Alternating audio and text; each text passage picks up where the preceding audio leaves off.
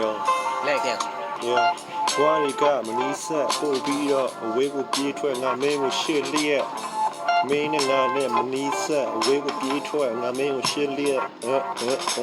ဘွားရုံးကန်ရင်ပို့ပြီးတော့နစ်လာခဲ့ငါ့ဘေးမှာတူမအရာမရှိပါနဲ့ငါမင်းကိုရှစ်တာပဲတီးတာပဲ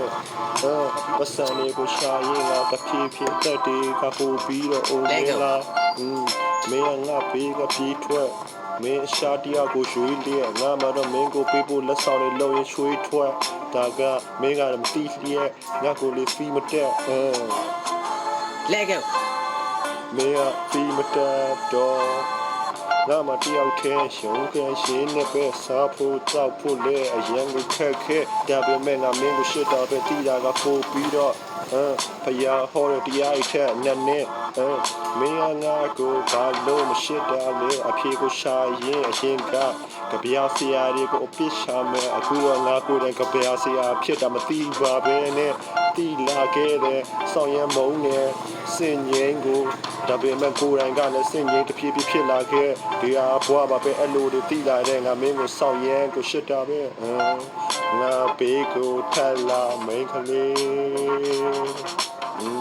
ငါဘေးကိုထလာမိန်ကလေးလဲကဲလိုရသည်ကအရင်ထက်ပူလောင်ငါမင်းကိုရှစ်တဲ့စကားတွေကတကယ်ကိုယူဆောင်လာပြီးတော့မင်းကငါဘေးနာမှာမရှိဘူးအပူကောင်းလို့ငါကိုထင်နေပေမဲ့ငါမင်းကို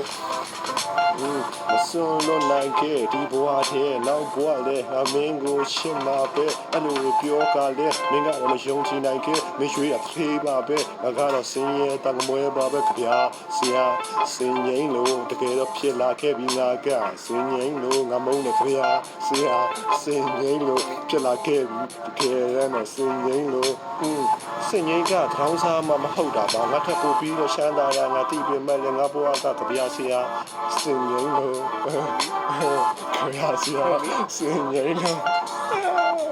Freestyle, right? Freestyle. Yo, this motherfucker up.